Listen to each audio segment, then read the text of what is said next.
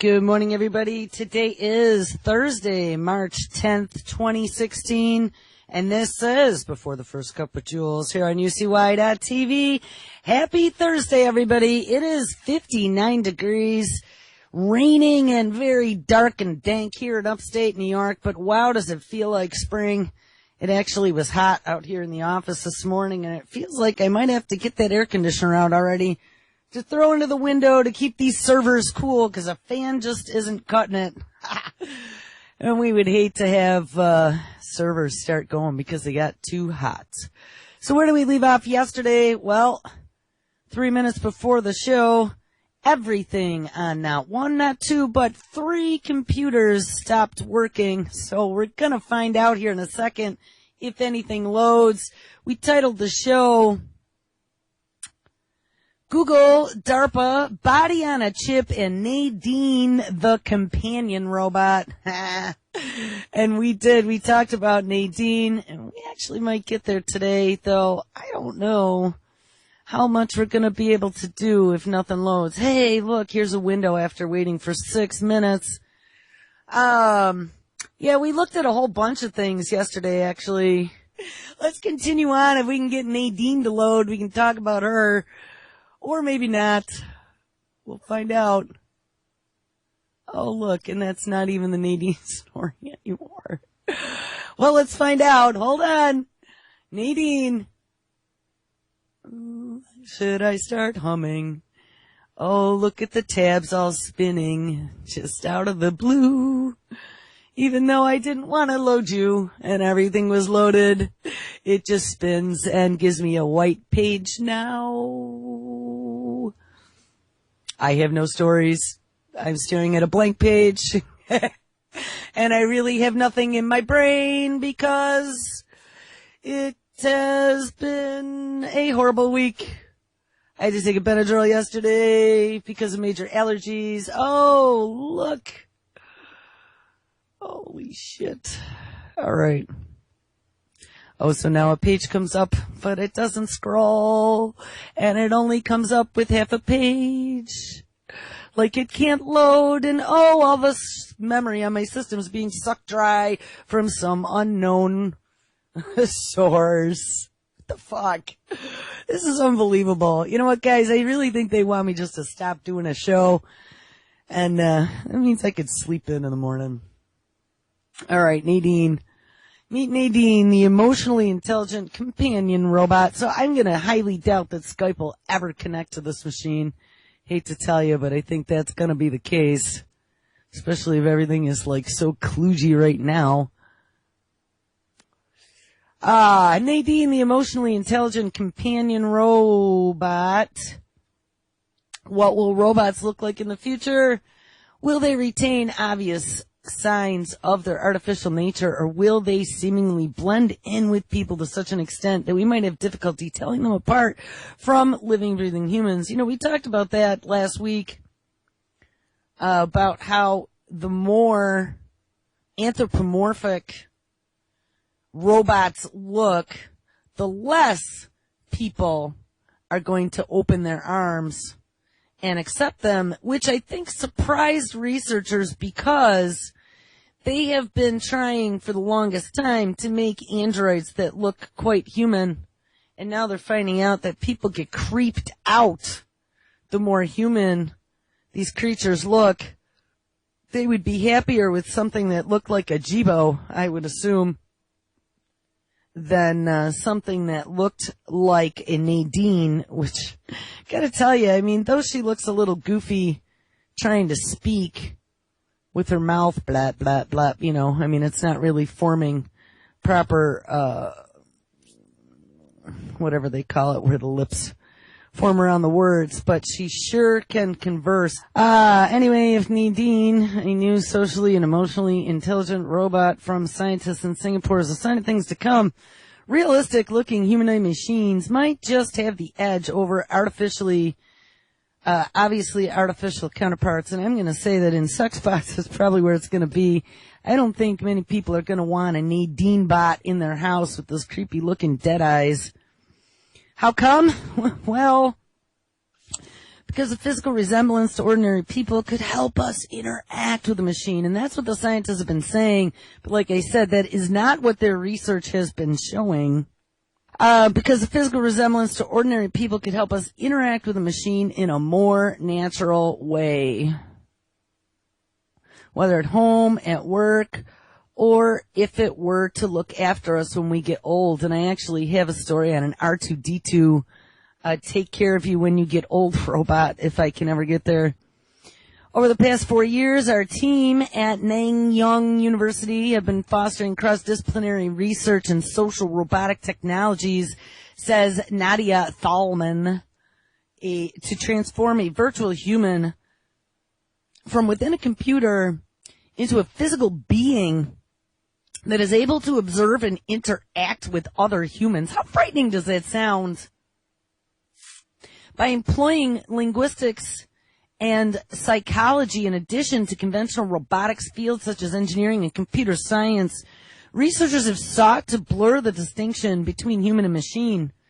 Nadine, which is designed to look like a physical doppelganger of a young Thalman.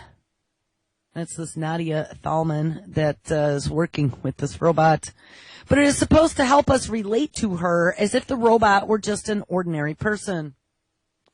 This is somewhat like a real companion that is always with you and conscious of what is happening. Meet Nadine, a lifelike robot with personality to match. I am a social companion. I can speak of emotions and I can recognize people. Developed by a research team at Singapore's Nanyang Technological University, Nadine can even recall previous conversations. Where are you born? Nadia Talman, NTU's Director of Institute for Media Innovation, says Nadine's intelligent behavior is almost indistinguishable from that of a human. She is truly like a companion, you know. It's like a beautiful sculpture if you look. But she has life and she can interact with you. So for me, the Turing test is from long. She has passed the Turing test since a long time. Yeah. Nadine is modeled after Talman, and her standout feature is her emotional intelligence. Her vocabulary and knowledge expand the more she interacts with people, and Nadine autonomously chooses what to say, making dialogue with every person different. You are horrible. No, are you? I don't like you. I don't like to talk with you. Okay, goodbye. Stop talking to me anymore. Researchers say her ability to interact makes her an ideal companion for those suffering from dementia or autism. If you leave these people alone, they will be going down very quickly. So these people need to be always in interaction. So Nadine is typically a robot that could stay when there is nobody else, to read stories, to maintain conversation, to try to make some simple games with color or whatever. The team is working on developing her hands as well as her voice and movements. Nadine's happy to help them improve her. I think we can figure this out together. And you know, here's something I was thinking about too, making these realistic looking robots and being able to pattern them after humans, especially individuals. I mean, we've seen a few of them. There was the one that was made to look like the sci-fi writer Philip K. Dick, that was pretty intelligent and able to converse to some capacity, not quite like Nadine, though. If I could play the video, you'd see. But Philip K. Dick, and then there was the Japanese scientist who also made a doppelganger of himself, of an android.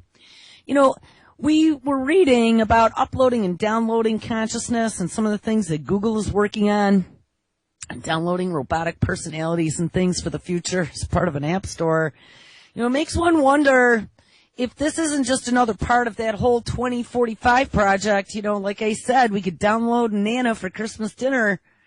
If we had like a Nana doppelganger android that we kept in the crawl space and pulled out during holidays and then downloaded her personality, you know, we downloaded her updates at Christmas. so she could give Christmas stories of things that she remembers. I don't know. This just, to me, I start to have future flashes, like just quick, like snapshots in my head when I start reading stuff like this about what things are going to be like. And guys, I don't even know what to tell you, but kill all robots. These are not good things. You know, I saw Google's AI. They now have this, we talked last week or the week before. Not only is Google's DeepMind project won against the global chess champion, but then it beat the global Go champion. And, you know, that was really the first time I had heard of Go. I was talking to my kid about it because she loves chess, and she's like, oh, let's see if we can find it online. Let's see if we can find a game. I want to play it. So I went digging around just on my cell phone in the App Store, and I found a Go app. I downloaded it myself and started trying to play it, figuring how hard could this be? You know, eventually I'm sure I'll figure it out. It was extremely complicated, so I started reading about it on Wiki, and it apparently is one of the most complex, if not the most complex, difficult games that there is. Well, I saw this morning that Google is having a Go championship now, again, against its AI DeepMind from March 8th through the 15th, and their AI beat the world champion again. Guys, we've just crossed a threshold. Remember we were talking about the Turing? I don't know if this is what they actually term as Turing by beating them in a game, because that actually was kind of like the singularity type timeline there. The Turing was being able to tell a humanoid from a human, like, let's say, a customer service agent on the phone. People still accuse, and probably more frequently now, some of the call center AI that's being used, and trying to decide whether or not it's a real person, because it's very tough to tell at times. They aren't robotic voices anymore, and they actually have intelligent responses that they can give. Anyway, let's get back to Nadine. And maybe what I'll do is I'll cut out all my bitching for the afternoon show, and I'll cut Nadine's video clip in there so you guys can hear her, because it is kind of creepy. This is what a real companion that is always with you and conscious of what is happening, says Thalman. So in the future, these socially intelligent robots could be like C-3PO with knowledge of language and etiquette. Yeah, but it doesn't look like C-3PO. Like, I would be all right, I think, with a robot that actually looked like C-3PO, and probably most of Generation X would be. And maybe even Y and Z, because we all grew up with Star Wars and those happy little robots. And it's interesting that she mentioned C-3PO in this other story. Then we have this healthcare robot that looks a lot like R2-D2. But when they start looking human and they have that obvious dead look in their eyes, she moves her head and her hands and she's on a keyboard. It's really creepy looking.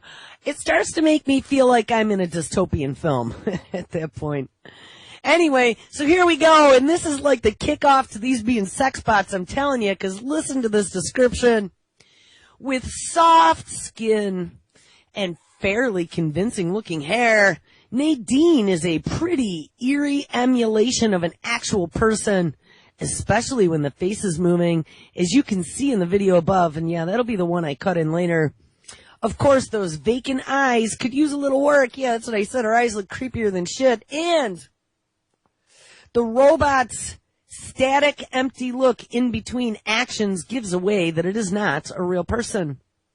Still, these are the kinds of things that the researchers are working on, and if some of Nadine's obvious tells can be eroded, it is possible that people interacting with the robot would be more at ease rather than less. And Kismet was one of the original robots that they had been working with, and it was at MIT maybe, or Harvard, but I almost think it was MIT where they were working on Kismet. Kismet was an early, emotionally responsive robot, and in the beginning they didn't even have any skin on it. It was just all metallic parts and moving gears and things, levers. But the one thing that Kismet did have was a mouth and eyes And Kismet was designed specifically to mimic facial expressions. And it was the very early steps, like I was talking about, when they were first trying to develop the best form for bipedal robots, and they determined after many failures that a stature such as an ostrich or an emu with the two back legs and the way that they're positioned was the most stable. Kismet was also one of those very, very early designs where they were doing social experiments, psychological experiments on participants interacting with the robot to see what kind of a different response they would get when the robots actually reacted with facial expressions. Because, you know, that's one of the issues with like email or texting. And something that's huge in the animal kingdom, it's not just what you say, but you also have the intonation of your voice. You also have your facial and your bodily expressions that all then warp what you're trying to say. And I'm one of those people that my face tends to give me away every single time. I got to practice on my poker face. But when I'm saying something, you know, kind of like the Ted Cruz dilemma. No, I'm not comparing myself to Ted Cruz, but something about Ted Cruz. And I was reading a couple different psychological breakdowns as to why people have a dislike for Cruz. And I mean, there's many reasons. Number one being that he's a war hawk. I don't know. He seems so fake to me. But one of the reasons why they're saying, and I totally see this when I watch him, and especially if you turn the volume off and you just watch him, is he says one thing, but his facial expressions are saying something else. And you always see that the corners of his mouth is downturned, and he's got this like look in his eye. I don't know. I just don't trust the guy because you know he's thinking something else other than what he's saying, and he's just parroting what's out there. And it's very hard for me. I tend to go out of my way to be as honest as possible at all times, even if, and I don't know, I mean, maybe I would have to say that sometimes I'm not as honest if I know it's going to hurt somebody's feelings. I try to soft touch it, but I mean, if there's something that's especially, that I'm especially vocal about, I don't hold back. But see, that makes you a more genuine person. And, you know, when people lie, that's where the quote unquote tell comes from. Everybody has a tell. And in a lot of this behavioral technology that they're working on now, especially with the cameras and that's something that they're looking at. Like when you're not telling the truth, you typically will glance away for a second instead of looking somebody in the eyes, or you'll rub your neck or rub your hands together, and then it'll give you away every single time. So anyway, all I'm saying is they've done a lot of work on the psychological responses to other individuals to get to this point now. And so Nadine, I don't think right now, just like Atlas, where Atlas is big and clunky and in the DARPA challenge, to make you think that they weren't that far along, I'm going to tell you that in a lab somewhere, they probably have a very emotionally responsive robot that does pretty well with facial expressions. Actually, I remember seeing a video one time where they had like 300 little sensors in the face for all the different muscle groups in the face to be able to do micro movements. So I don't think it's going to be too long before we see something that looks very, very realistic and can interact with you just as if it were a real person. Anyway, let's continue here. Anyway, so they talk about her empty look. Still, these are the kinds of things that researchers are working on, and if some of Nadine's obvious tells can be eroded, so they do mention the tells, it is possible that people interacting with the robot would be more at ease rather than less, and especially when it's programmed with a sense of personality and emotions, with quotation marks. It is designed to remember you and the details of your previous conversations. Now, how creepy is that? It'll remember you. Hey, Clyde, how you doing? How's that sick cat you got there? Nadine currently acts in the role of a receptionist at Nanyang Technological University, a calling we've seen other somewhat more conspicuous robots fulfill. But according to researchers, this kind of technology could make the most sense as domestic companions in the home. Ding, ding, ding. And then, of course, they clarify that, especially for those who need help caring for themselves. So it's not for the sex bots. No. Domestic companion, we mean like taking care of Nana. That's what we mean. I'm sure they're seeing dollar signs. As countries worldwide face challenges of an aging population, social robots can be one solution to address the shrinking workforce. Yeah, the shrinking workforce where all of our jobs, 50% of the jobs are going to be taken in the next 10 years. They can also become personal companions for children. Like I said before, there's not a robot in this world that is going to get their hands on my child as a babysitter, or for the elderly at home, and even serve as a platform for healthcare services in the future. So doctors, look out. You're helping them fuel this revolution of high-tech medicine. But soon we're going to have high-tech robotic doctors. And if you've seen the TV show Humans, you'll have an idea of what the system could look like. It might be a while before robots like Nadine are as convincing as human synths, but that day definitely looks like it is getting closer. So before I continue, could you be replaced in your office by a robot? Or might your partner become less interested in you and more interested in a sex robot? According to computer scientist Moshe Vardi, perhaps. At least he says we shouldn't underestimate the potential of artificial intelligence. He told the American Association for the Advancement of Science over the weekend, "I believe that society needs to confront this question before it is upon us. If machines are capable of doing almost any work humans can do, what will humans do?" To talk about some of these questions, I spoke earlier with legal and media analyst Lionel of Lionel Media. I don't necessarily fear the superiority, because you will never be able to be superior to human sentience and human aspects and our, by definition, humanity. But what scares me is that we're not talking about robots. People confuse the two. People are thinking about an assembly line where a factory worker might be replaced by some robotic. We're talking about the roboticization of human interaction, and specifically human interaction with war. A artificial intelligence situation that, for example, defines its own algorithm. And Anya, understand something. The first thing that an AI unit will want to do is to program you, is to figure out your sensibilities. And you know, whenever we talk about this, people laugh about sex robots. It's part of our infantilized world of sex, but also the way we look at the impact of this. If we continue, or if my dystopic future comes to pass, we're going to little by little separate ourselves.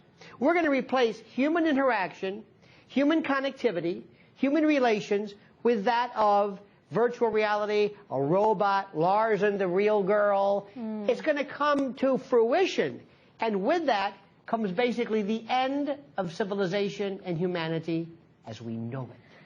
Well, that's so dark, Lionel. I mean, I'm sitting here thinking you talked about war, so my first thought is, well, we already seem to be partially there with the drone war where the president can have a kill list and we don't need boots on the ground. We can send out a machine, though there's still a human being, I guess, behind it to some degree. How can we stop this from getting any further then if the outlook is so dark as you've outlined? The first thing we have to do is we have to stop and we have to become an adult about this. That may be a taller order than anybody can imagine. We need somebody to listen to Stephen Hawking and Elon Musk and others who are saying, wait a minute, let me repeat. Maybe if we could just distill it into one little bumper sticker, one phrase. Robots are one thing, artificial intelligence is another. A robot is great. It gets rid of the drudgery. The little robot that vacuums your apartment, that's wonderful. I'm not talking about that. That's not what I'm getting at. I'm talking about something that replaces human sentience, human morals, human, maybe we shouldn't do this, judgment, things that are prototypically and actually human.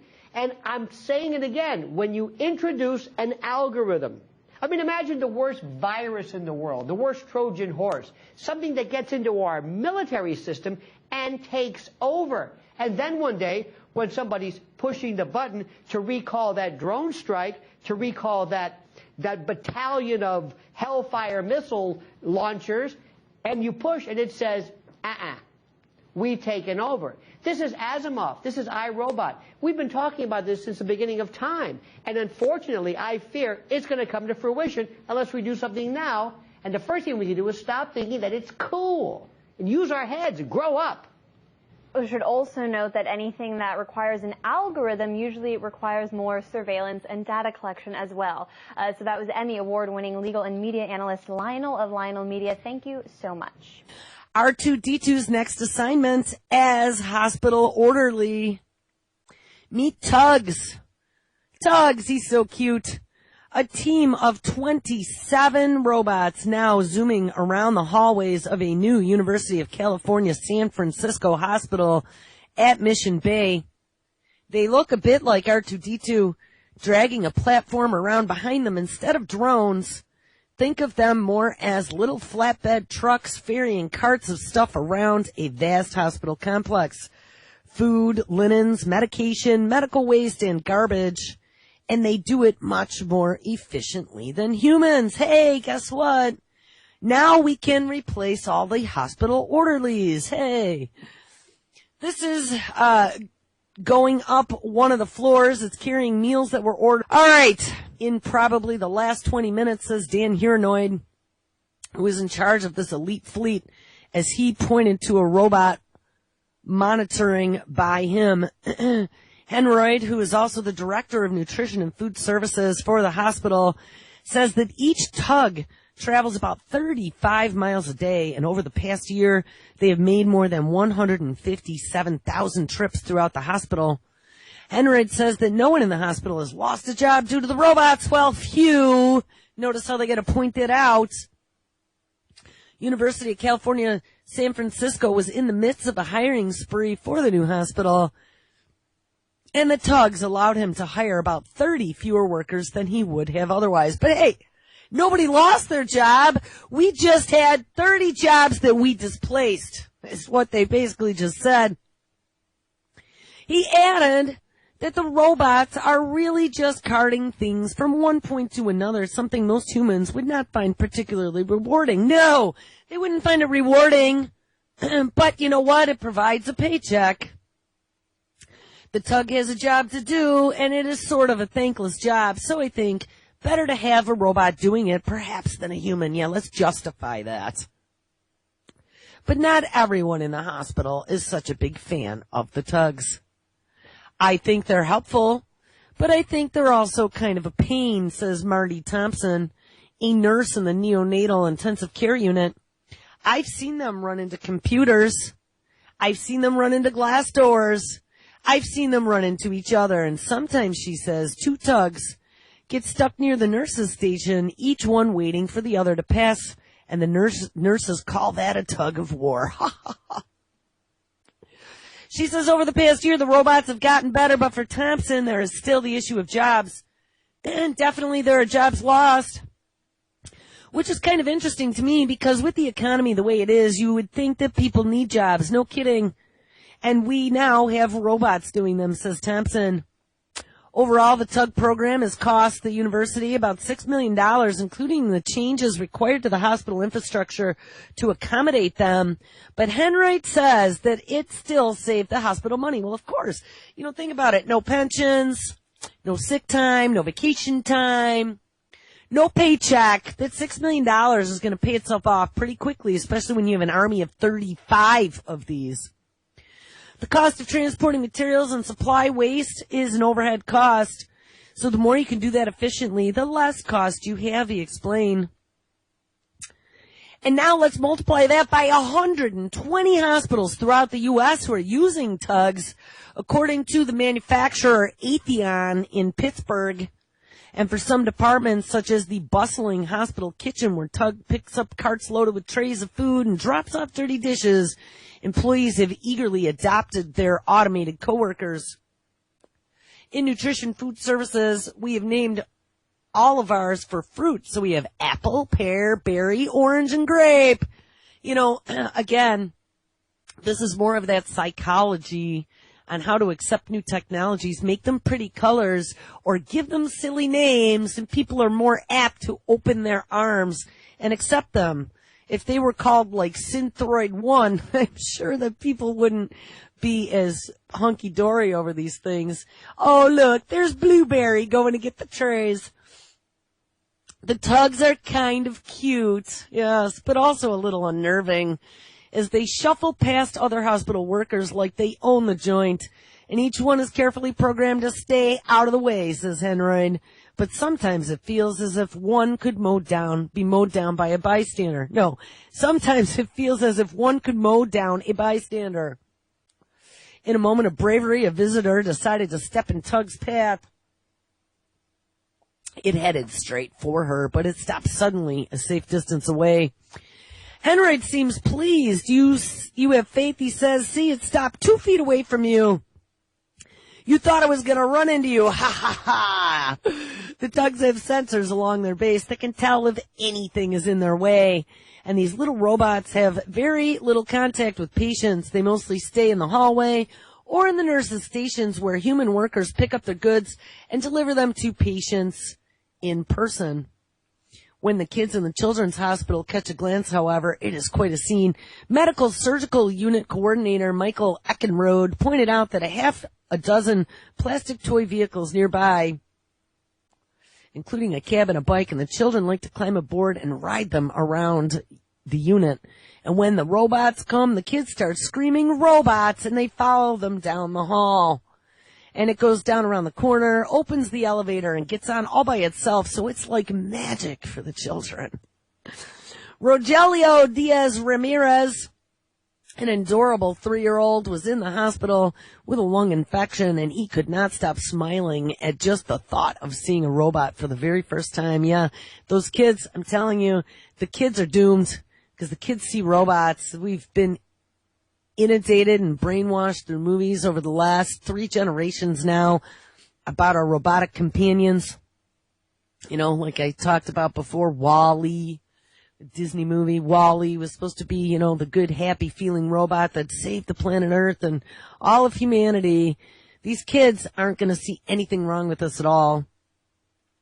We are going to search for a robot, says nurse Sonia Salinas in Spanish as she took Rogelio's hand and led him through the hall. Selena spotted Tug coming around the corner. Robot, come on, run, run, she told the little boy. And when he caught up, Rogelio looked awestruck, and Selena showed him how to press the big green and red buttons on top that make Tug go and stop. Until it's time for the Tug to attend its next assignment. Say goodbye, goodbye, Tuggy, she told him. Adios, said the little boy. So there you go. I mean, it is really moving faster. 120 hospitals already that they have moved into, and that is just the beginning. We had another story yesterday. IBM and Hilton Hotels have joined in a partnership again. If we can get this story to load, or maybe if I can copy this URL, the partnership between IBM, Hilton and IBM. And what's IBM's? Good old artificial intelligence, but good old Watson. It's trying. It's trying. I see the headline at the very bottom of the page. It's coming. Hilton and IBM build a Watson-powered concierge robot named Connie after Conrad Hilton. And we've seen these little Connie robots before. Pigmine had a few videos. I believe that they were in Japan at one of the consumer electronics shows, where there were probably 30 or 40 of these all dancing in like synchronized dance patterns on the stage. It's the same little mini robot that stands on the counter and talks to you. Hilton is testing an artificially intelligent powered concierge robot for its chain of hotels in the U.S. through a partnership with the IBM Watson program. The automation, called Connie, after the company's founder, Conrad Hilton, can already be found in the Hilton McLean Hotel in Virginia, and guests can ask it questions about nearby restaurants, tourist attractions, and hotel information. But it cannot quite check them in just yet. The robot is based on Neo, a popular $8,000 humanoid robot made by French robotics company Aldebaran, Aldebaran, Aldebaran, and the multilingual Neo can be found taking on diverse roles around the world, including as a helpful assistant in Japanese banks. I knew I had seen him in Japan before. Hilton's version is powered by Watson software, which mostly helps with the natural language processing so Connie can help understand human speech. Connie also utilizes travel information from Wayblazer, an IBM partner that uses Watson to offer personalized recommendations for travelers. Watson, which most famously beat human champions in a high-profile Jeopardy competition, is IBM's gateway to bringing AI to the mainstream industries. Outside of the tech industry, he had like wearable, talking, intelligent underwear. We looked at that, albeit in narrow and specific use cases. Connie, of course, is nothing new. In Japan, you can stay at the Henna Hotel in the Netherlands-themed amusement park that is staffed entirely by robots. We talked about that one before, including the Neobot and a life-sized velociraptor that is used for checking in English patrons. Some travelers in Japan are preparing for bed in the world's first hotel that is staffed by robots. So it opened up to guests earlier this month. The machines can check you in, they can carry your luggage, they can even offer travel suggestions. Seth Doan got a sneak peek. He's in Tokyo, where the robots are becoming the norm. Seth, good morning. Good morning. Meet Pepper for about $1,600. It won't do your chores, but it will read your emotions, even communicate, a sort of robot companion. We've seen a lot of robots here in Japan, and we're among the first guests at a truly futuristic hotel near the city of Nagasaki. The opening of a small, low-cost hotel doesn't usually warrant international attention, even with gimmicks like drones or the boss arriving via robotic platform. But the Henna Hotel, which translates to strange hotel in Japanese, lives up to its name. Just meet the front desk staff. Please ask me a request, but don't ask me a difficult question because I am a robot. Yes, that's an English-speaking dinosaur robot designed to appeal to kids. Also at reception, an almost creepy humanoid programmed to speak Japanese and bow. There's a robotic bag check, even a robot concierge. What do you want to know? Check in, check out, breakfast? Breakfast. Breakfast is a buffet style. It opens from 7 a.m. to 10 p.m. Hideo Sawada is the man in charge. We asked if robots could really replace, say, a concierge who has actually tasted food. Isn't hospitality about connecting with people? Isn't that an important part of the hotel business? For five-star hotels that are selling high-end service, human staff are essential, he told us. But for 3- or 4-star hotels, you need comfortable lodging and a basic level of communication at a reasonable price. Sawada says having robots fill jobs can help reduce labor costs by about 70%. Here, rooms start at roughly $80 a night. You talk about this being a low-cost hotel, but having this sort of investment in these robots seems quite expensive. Yes, robots don't come cheap, he acknowledged, but compared to a year's worth of personnel costs, they are quite cost-effective. And as technology improves, I think they'll become quite price competitive. In technology-crazed Japan, robots are becoming a part of everyday life. From commercials to appearances on TV as modern-day samurai. They're in stores greeting customers. Or as we saw, titillating tourists at Tokyo's robot restaurant. So really, why not in hotels too? After the crowds let up, I checked in. Hello. Welcome. Thank you. Welcome to the Henna Hotel. Thank you. Do you wish to use facial recognition for entrance? There were some software hiccups, but eventually I was off Enjoy your comfortable stay. to test the robot porter. Could probably carry this on my own, but why not try another robot? Punch in a room number and it will take you there, albeit slowly. You wouldn't want to be in a rush to your room.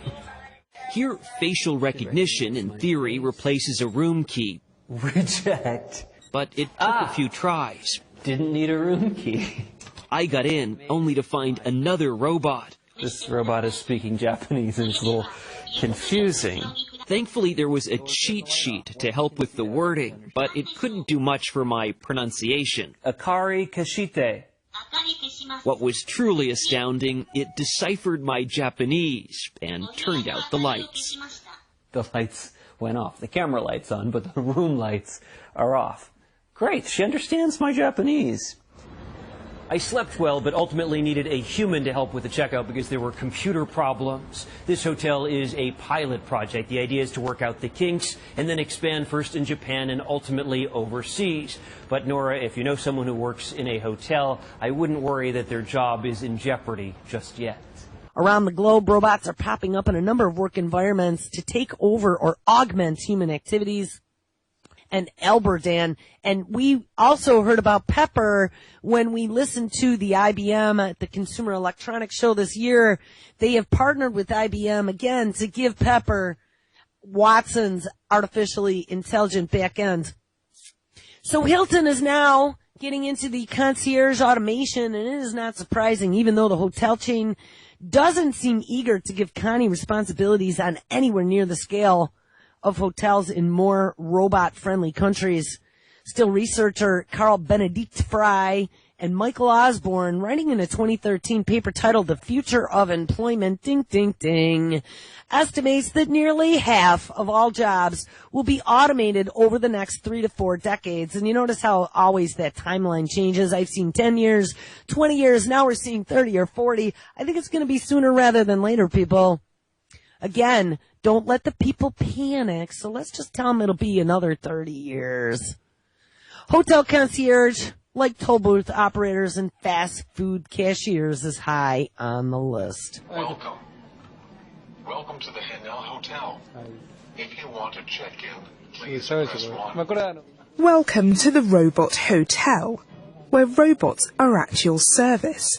They check guests in, carry bags, and operate locker rooms.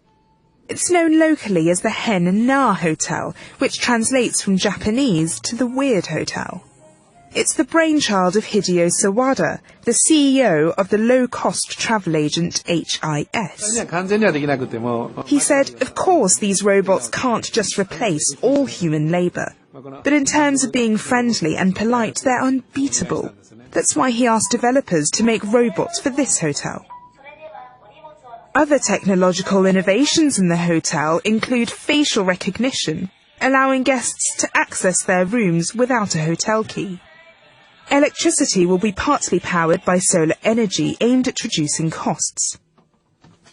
Sawada said the concept is aimed at travellers on a budget, explaining that he thinks low-cost hotels will become a trend, just as low-cost airlines did. Room rates begin at 7,000 yen, around £35 per night, but will be auctioned to the highest bidder during peak season. The company also runs the Hui's 10 Bosch theme park, where the hotel is located. Dun, dun, dun, dun, dun, dun. But hey, everything will be okay because we're just going to have this universal income that they're going to give us, pay us to be just useless eaters, not have jobs, and we can sit around and collect our paycheck. Let the robots make all the money, and, the world will be all right. And that's a not. All right, well, I guess we'll end up on this one if I can get its load. We've talked about VR, virtual reality. We looked at a story last week that was really disturbing. It was some tech conference, I don't even remember which one, there's been so many, where Facebook Zuckerberg was there. And the entire auditorium was filled with tech geeks with lanyards around their necks and laptops in their lap. and the entire room had geeks with VR goggles on.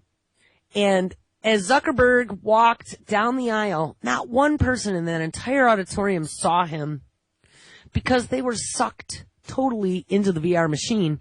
And we've discussed before, there have been studies now showing that reality and virtual reality have reached again one of those points in time where it is just about impossible to tell the two apart. Computing power has gotten to the point where we're not craving for more CPU or more memory anymore. We have cloud computing and load balancing and that type of stuff going on. So you could get any of your CPU on demand for your applications if need be, and if you can pay for it. So with the advent of VR, and it's going to be launched this year, 2016 is the year, we have a lot of the large organizations like boxing and NASCAR and some of the big concert venues all partnering with cable providers to be able to provide the service online, like a subscription, $29.99 a month.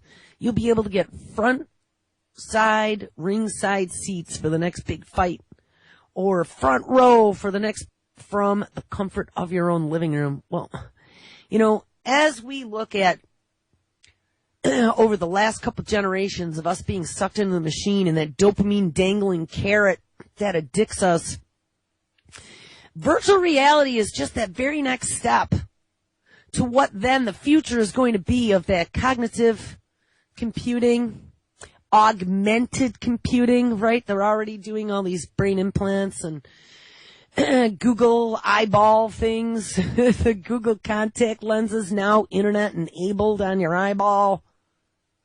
That, of course, will have direct connect via the optic nerve to your brain. Don't think that this is an accident.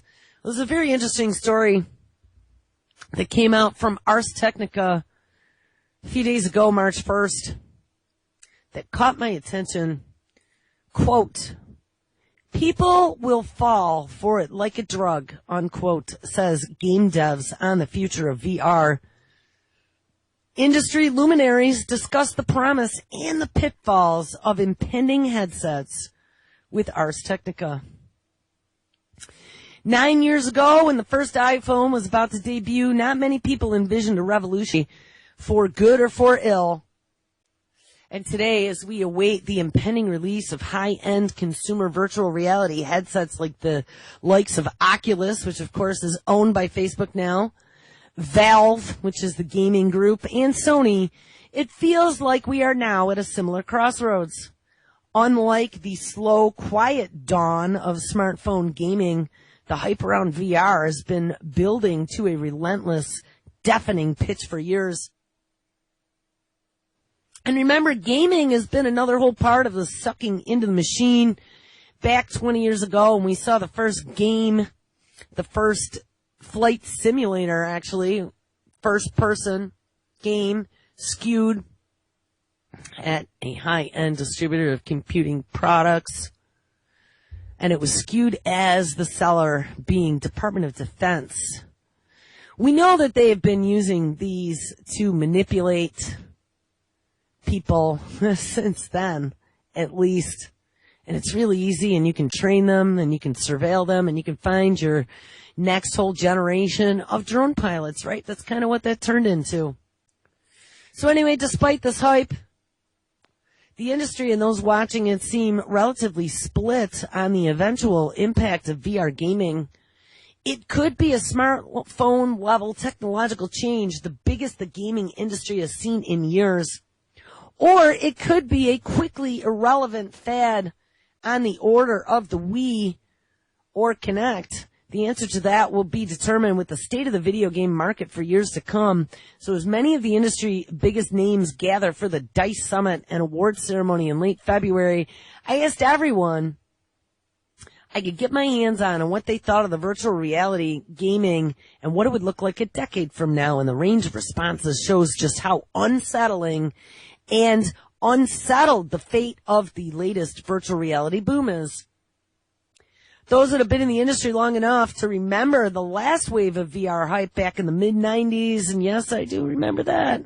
Just like we had tablet computing and a bunch of other things that all went poof. It wasn't time yet. They largely agree something feels different this time around. We wanted snow crash to happen, and then we put on things, and it was just a pterodactyl terror, and we all threw up. And you know what's even funnier? I played that pterodactyl VR game. I was in New York City with an old friend of mine, and we had walked about 4 hours from the Village down to Wall Street to the waterfront, and they had that VR pterodactyl game, and it was a big one. It was a console that you would get in and play, and they are absolutely right. It was very kludgy, and it really did not look realistic at all. But it was kind of cool because it was VR, and nothing like that had existed at the time. How weird. I didn't realize that was the only one. But yeah, that was mid-90s. And perhaps it is telling that he misnamed this less than impressive 90s VR installation Dactyl Nightmare. But Schaefer is confident in the present. I think there's been a huge leap this time. Yeah, it was down at the Southside Seaport is where it was. I remember when Lawnmower Man came out, it says, or Disclosure freelance game writer Rihanna Pratchett wrote, recalling the pop culture's obsession with virtual worlds at the time, and everyone was saying, oh, this is going to take over, and then it went approximately nowhere. And again, back in those days, we still did not have unlimited computing power, and that was the problem. You still had rendering issues and 3D engines that were still trying to get developed, but we are at that point now where you can have mega memory just on a video card. And then, like I said, we have cloud computing with CPU on demand. So things have definitely changed. Online gaming and interactive gaming is massive. We don't have any of those technological divides anymore. But now for something completely different, the ability to create experiences unlike anything that's possible in traditional gaming on a 2D screen was a recurring theme as I asked attendees about VR's future potential. I was a little skeptical when I first put them on, but I have to say I was really blown away, says Fallout 4's lead producer, Jeff Gardinier. I felt emotions that I think were impossible to reproduce without that medium, and a real sense of fear, a sense of wonder. And I was reading another story not too long ago about them now in the future using these VR goggles to do news reporting, where they will have drones, let's say, at a site that they want to report on, and the reporter can put the goggles on and report as if they were on the scene. And there's all kinds of questions about the ethics of that. If anyone remembers back on CNN, I don't remember, was it Libya or the Gulf War or something like that, where they busted them using a blue screen? I don't know, it was Wolf Blitzer or one of those guys. They busted them for using a blue screen or a green screen. Maybe it was even Geraldo Rivera pretending like they were at the scene and they really weren't. But what are the ethics now of having reporters using drones to be on the scene and reporting? I guess it would be safer than being in like a live fire zone. But on the other hand, what kind of a future is this? And one of the big things that I've read too about VR is that it sucks you so into the machine that you actually start to feel the emotions and can even experience the PTSD in a war zone that maybe the same PTSD that the soldiers that are in the middle of that war zone would be feeling. They could just equip the soldiers with HD goggles on their new bio suits and or HD cameras, on their new bio suits that then you could tap into. Look at it on a map and go, oh, look, number one over there is right at the front line. Let's tap into his camera and see what is going on there. Says, I think there is so much potential for great storytelling and so much potential everywhere, but being able to put the players into a relaxing environment, there are health benefits to that alone. Well, bullshit, I would not get these things on my head. To those who may think VR hype is being pushed by clueless, moneyed investors trying to force demands for an unwanted product, Supergiant Games' Amir Rayo says that the interest on the development side is very real. And like I said, this is just talking about gamers, but this is going to go way beyond gamers in 2016. Cable companies have jumped right on board, and you wait and see. There's going to be lots of stuff coming. The initial high cost of VR headsets was also a concern for some of the industry. I think that we are right now around $1,500, and that's a big price point, but it's going to be the early adopters that really have a push. And don't worry about it, because those prices will come down very quickly. That's how it works. By Christmas, we are probably going to see them down so you can get one in your stocking. And even assuming that the price point eventually comes down, getting virtual reality in front of people is going to be a difficult but important first step to the market. Right. Not all adults play video gaming, but many adults watch television, and that's going to be their entry point. Right now, early adopters for VR are highly enthusiastic, and they're going to drive a lot in the market. And hey, that NASCAR is going to get all those NASCAR people, and there's millions of them, on board. Who wouldn't want to have a front row seat and be able to eat popcorn on their own couch instead of having to deal with all that hoo-ha and all those people and trying to get in and out? So anyway, I don't know what you think about this. It was kind of a lame-ass ending, but whatever. The title caught me, The Future of VR. It's going to be like a drug, and people will fall for it. The inside story of Oculus Rift and how virtual reality became reality. It appears in the June issue of Wired magazine and is available at wired.com. Peter, welcome. How would you describe the experience of virtual reality? Well, the word that Oculus uses, and a lot of people are using now, is this concept of presence. In the past, you would put goggles on, whoever made them, and there would be screens in front of your face. And there was an illusion there, but not much more than that. Now, you really are enveloped in this world, whatever that world is. Maybe it's a video game. Maybe you're in a movie theater watching a movie on an IMAX size. Big Ad sort of talked in the piece a little bit about the alternate uses of this, but it was so interesting to see Zuckerberg post something saying, this is how we could see doctors. This is how we could go to school in another country and learn about something from a real foreign teacher. Mm-hmm, mm-hmm. I mean, for him, this is the platform on which everybody's going to be communicating. Yeah. It's not about having Facebook in virtual reality. It's about being there to help guide this new platform that is going to become the default. I mean, we're very used to screens now, and smartphone screens being the window through which we mediate the world. That's going to change now that we have something that's so much more immediate and present for ourselves. Right. What always strikes me when I see something like this, given the pace of change now, is if we're here now, where are we going to be in 5 or 10 years? Oh, it's amazing. I mean, and they're very quick to say, everybody who works with Oculus, and even Mark Bowles is quick to say that we're at the infancy of this new technology. Not in the infancy in the sense that it just began, because people have been trying to crack this problem for 30 years. It's now that we've made this a consumer product, what's next? Make sure you stick around, because it is Thursday. Mr. Kevin Blanche is live up next. 7 o'clock, 8 o'clock. Playing the Woodshed. Jason Nelson's with 10, and there's some 11. All right, guys, have an awesome Thursday. I'll catch you.